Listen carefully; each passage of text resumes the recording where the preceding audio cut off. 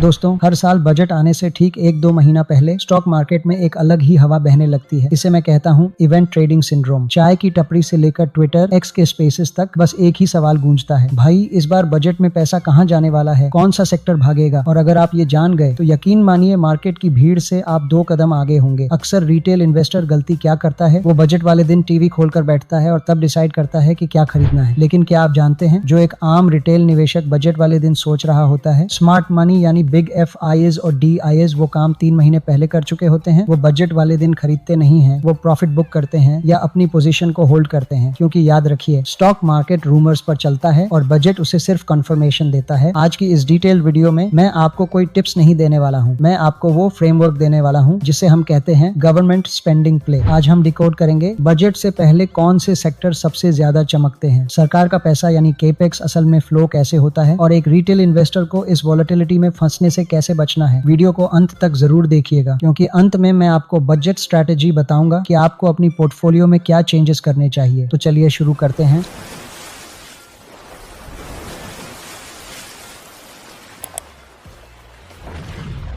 नमस्कार दोस्तों, मैं हूं कृष्णा और स्वागत है आपके अपने चैनल निवेश इन हिंदी पर, जहां हम बनाते हैं सही सोच, सही निवेश, मजबूत भविष्य।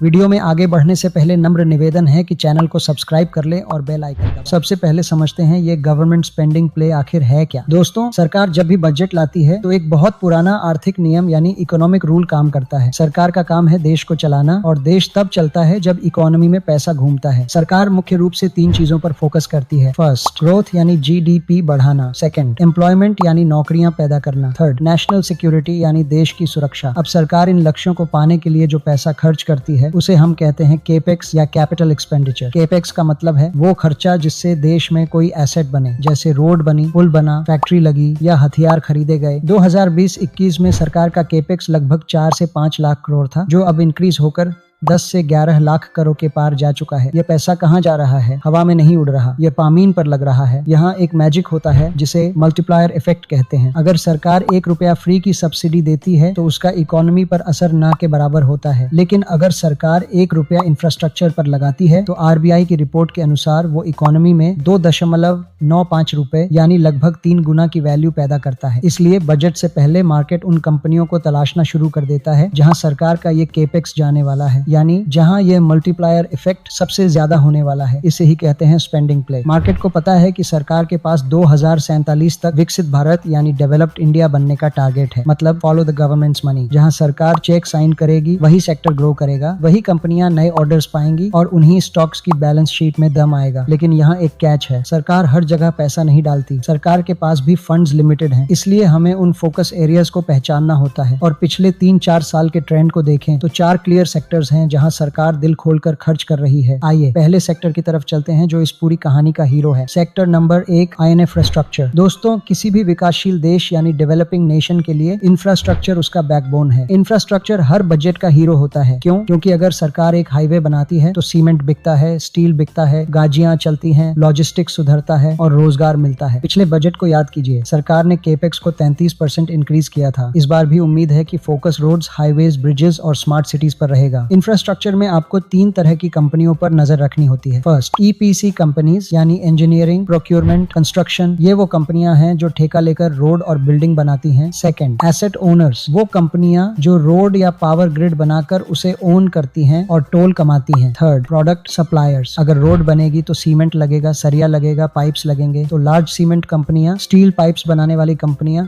ये इनडायरेक्ट बेनिफिशियरीज हैं। बजट में अगर अफोर्डेबल हाउसिंग यानी PM आवास योजना पर बात होती है तो इन स्टॉक्स में सीधी ग्रोथ दिखती है। लेकिन बजट से पहले इंफ्रा स्टॉक्स में जो तेजी आती है उसके पीछे एक मेजर कारण है ऑर्डर बुक विजिबिलिटी। मार्केट को पता है कि इलेक्शन का साल हो या न हो, सरकार विकास का पहिया रोक नहीं सकती। PM गति शक्ति मास्टर प्लान इसका सबसे बेस्ट प्रूफ है। लेकिन यहाँ एक बहुत स्ट्रांग वार्निंग है, इंफ्रा सेक्टर में पैसा डुबाने वाले भी सबसे ज्यादा लोग होते हैं। क्यों? क्योंकि इंफ्रा कंपनियों पर कर्ज बहुत ज्यादा होता है। इसे ध्यान से सुनिए, अगर आप बजट प्ले खेलना चाहते हैं तो उन कंपनियों को चुनिए। फर्स्ट, जिनका डेट टू इक्विटी रेशियो कम हो। सेकंड, जिनकी ऑर्डर बुक स्ट्रॉन्ग स्ट्रांग हो, मतलब अगले 2-3 साल का काम हाथ में हो। थर्ड और सबसे जरूरी एग्जीक्यूशन रिकॉर्ड। काम मिलना आसान है लेकिन उसे समय पर पूरा करना मुश्किल है। तो इंफ्रा वो पहली जगह है जहां सरकारी पैसा सबसे पहले पहुंचता है। लेकिन इंफ्रा का बेस क्या है, वो है हमारा अगला सेक्टर। चलिए समझते हैं। Number 2, defence. दोस्तों, अगर पिछले 2-3 सालों में किसी सेक्टर ने निवेशकों को मालामाल किया है तो वो है डिफेंस सेक्टर। और बजट से पहले ये सेक्टर सबसे ज्यादा हॉट टॉपिक्स रहता है। पहले भारत सरकार बजट में पैसा एलोकेट करता था और वो पैसा डॉलर्स में बदलकर रूस,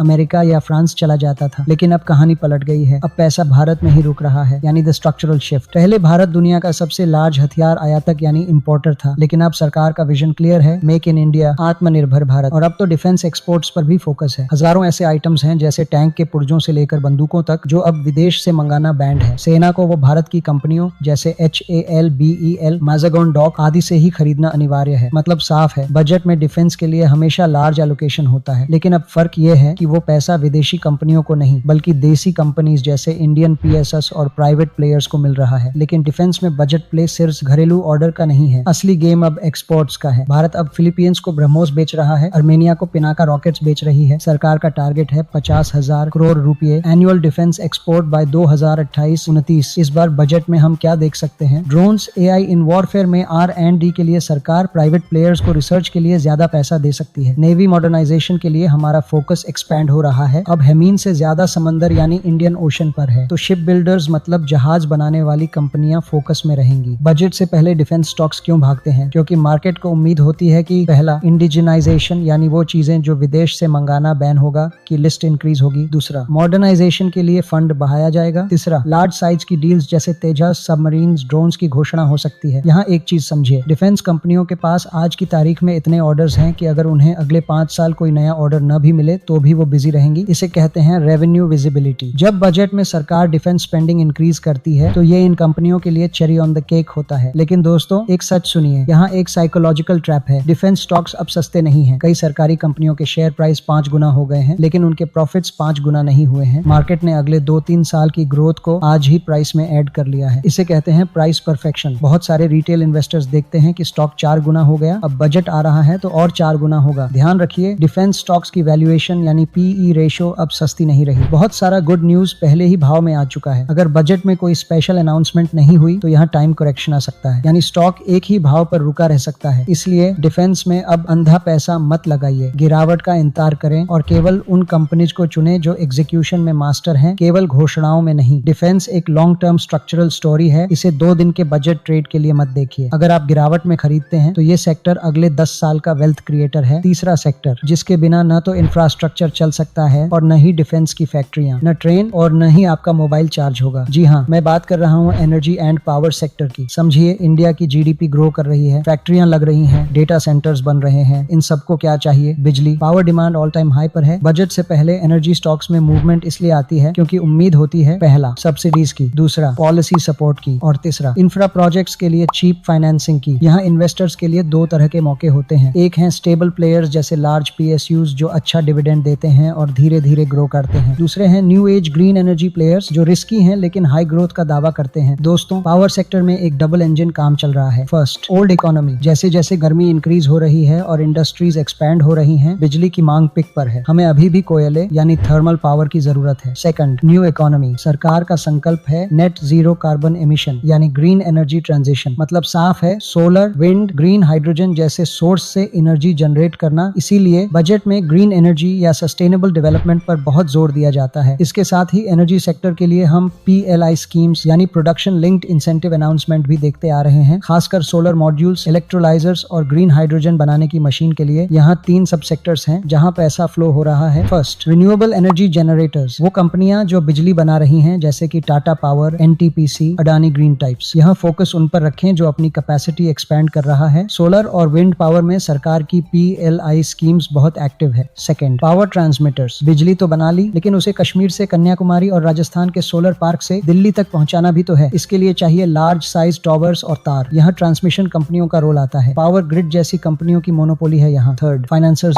जैसे PFC, REC टाइप्स कंपनीज। ये वो बैंक हैं जो सिर्फ पावर प्रोजेक्ट्स को लोन देते हैं। जब सरकार पावर सेक्टर में 1 लाख करोड़ का प्रोजेक्ट लाती है तो उसका 70% पैसा लोन से आता है, यानी इनका धंधा एक्सपैंड होना तय है। इसके अलावा नजर रखिएगा ग्रीन हाइड्रोजन रिलेटेड कंपनीज के अनाउंसमेंट पर, जिसे फ्यूचर का फ्यूल कहा जा रहा है। साथ ही बैटरी स्टोरेज यानी BESS की घोषणाओं पर, क्योंकि सोलर तो बिजली सिर्फ दिन में बनती है, उसे रात के लिए स्टोर करने के लिए बैटरियों पर सरकार भारी सब्सिडी दे सकती है। ये इस बजट का गेम चेंजर हो सकता है। बजट के नजरिए से पावर फाइनेंसिंग कंपनियों यानी जो पावर प्रोजेक्ट्स को लोन देती हैं पर भी नजर रखनी चाहिए, क्योंकि जब सेक्टर एक्सपैंड होगा तो लोन की डिमांड भी बढ़ेगी। आइए पावर सेक्टर की ताकत समझिए। फर्स्ट, यह सरकार की प्रायोरिटी सेक्टर है, यानी बजट सपोर्ट मिलता है। सेकंड, पावर डिमांड तेजी से बढ़ रही है, यानी रेवेन्यू दिखाई देता है। थर्ड, ग्रीन ट्रांजिशन चल रहा है, यानी मल्टी ईयर ग्रोथ विजिबिलिटी है। फोर्थ, PSU कंपनियां हावी हैं, यानी सेफ्टी और डिविडेंड दोनों है। फिफ्थ, PFC और REC जैसे लेंडर्स पावर प्रोजेक्ट से लोन कमाई का सही समय है। यही वजह है कि यह सेक्टर GDP से भी तेज ग्रो कर सकता है। चलिए इनमें रिस्क क्या आ सकता है देख लेते हैं। पहला, ग्रीन एनर्जी स्टॉक्स पहले से महंगे हैं। दूसरा, कई प्रोजेक्ट्स में डिले भी होता है। तीसरा, सब्सिडी पॉलिसी बदल सकती है। चौथा, फाइनेंसर्स इंटरेस्ट रेट से प्रभावित होते हैं। पांचवा, सोलर में ओवर कैपेसिटी आ सकती है। दोस्तों इसलिए याद रखें, green energy equals high reward high volatility. चलिए अब चलते हैं नेक्स्ट सेक्टर पर। बात करते हैं उस सेक्टर की जो आम आदमी के सबसे करीब है और हाल ही में स्टॉक मार्केट का दुलारा बन गया है, यानी रेलवेज की। रेलवे अब सिर्फ यातायात नहीं, एक टेक्नोलॉजिकल रिवॉल्यूशन है। एक जमाना था जब रेलवे बजट अलग आता था और उसका मतलब सिर्फ नई ट्रेन और किराया होता था, लेकिन आज रेलवेज का मतलब बदल गया है। आज रेलवेज का मतलब है, एक, वंदे भारत ट्रेन,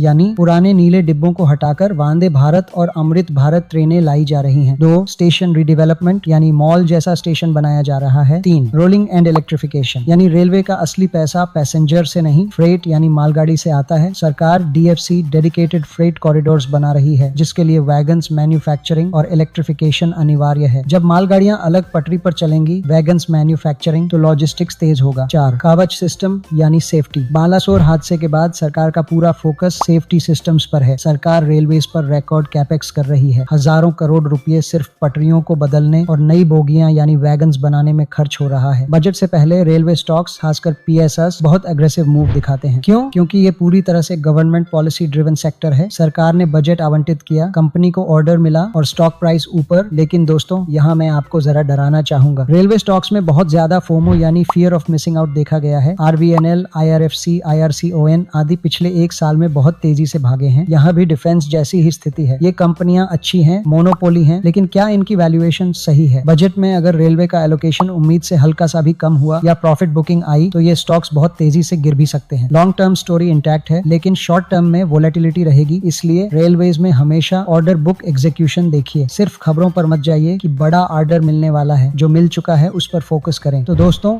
हमने देख लिया इंफ्रा, डिफेंस, एनर्जी और रेलवेज। ये वो चार पिलर हैं जहां सरकार का पैसा यानी गवर्नमेंट स्पेंडिंग सबसे ज्यादा जा रहा है। अब सिर्फ एक प्रश्न, एक आम निवेशक क्या करे? बजट से पहले और बाद में पैसा कैसे बचाएं और बनाएं? यहाँ मेरी 3 स्टेप स्ट्रैटेजी है आपके लिए। Step 1, pre budget run up को समझें। अक्सर बजट से 1 महीना पहले स्टॉक्स भागना शुरू करते हैं। अगर आपने बॉटम पर नहीं खरीदा और अब स्टॉक 30-40% ऊपर है तो बजट वाले हफ्ते में खरीदने की गलती न करें, वो प्रॉफिट बुकिंग जोन होता है। Step 2, balance sheet versus budget speech. वित्त मंत्री जी भाषण में क्या बोलती हैं? वो सिर्फ 1 घंटे का असर डालता है। कंपनी की बैलेंस शीट साल भर का असर डालती है। उन कंपनियों को चुनिए जो फंडामेंटली स्ट्रांग है, चाहे बजट में उनका नाम आए या ना आए। स्टेप 3, स्टैगर्ड बाइंग यानी किश्तों में खरीदारी। बजट वाले दिन मार्केट बहुत वोलेटाइल होता है, एक साथ सारा पैसा मत लगाइए। अगर बजट से किसी सेक्टर में गिरावट आती है यानी तो उसे अपॉर्चुनिटी की तरह देखिए, बशर्ते वो सेक्टर वीडियो में बताए गए 4 में से हो। याद रखिए, policy is permanent, sentiment is temporary. सरकार की पॉलिसी इन 4 सेक्टर्स के लिए अगले 5 से 10 साल के लिए पॉजिटिव। तो चलिए फटाफट वीडियो को समराइज करते हैं। इस बजट सीजन में अपनी नजर इन पर जमाए रखें। 1, इंफ्रास्ट्रक्चर, क्योंकि देश निर्माण रुक नहीं सकता, specially focus on low debt companies. 2, defence, क्योंकि सुरक्षा से समझौता नहीं होगा, specially focus on exports, indigenisation. 3, energy, क्योंकि इकोनॉमी को फ्यूल चाहिए, specially focus on green energy and power finance. 4, railways, क्योंकि लॉजिस्टिक्स और कनेक्टिविटी प्राथमिकता है। लेकिन दोस्तों ये मेरी रिसर्च है, कोई इन्वेस्टमेंट एडवाइस नहीं। अपना पैसा लगाने से पहले अपने फाइनेंशियल एडवाइजर से सलाह जरूर लें। अगर आपको आज का ये गवर्नमेंट स्पेंडिंग प्ले का एनालिसिस समझ आया और आपको लगा कि इससे आपकी इन्वेस्टिंग जर्नी में कुछ वैल्यू ऐड हुई है तो वीडियो को लाइक करके अपनी अटेंडेंस लगाइए। मुझे नीचे कमेंट में बताइए इन 4 सेक्टर्स के अलावा वो कौन सा डार्क हॉर्स सेक्टर है जो आपको लगता है इस बजट में सबको चौंका सकता है। क्या वो एग्रीकल्चर है या केमिकल्स? आइए कमेंट्स में चर्चा शुरू करते हैं। चैनल को सब्सक्राइब करना मत भूलना, क्योंकि बजट वाले दिन हम एक डिटेल्ड एनालिसिस लेकर आएंगे कि असल में क्या हुआ। बेल आइकन दबाइए। मिलते हैं अगली वीडियो में, तब तक इन्वेस्ट वाइजली। जय हिंद।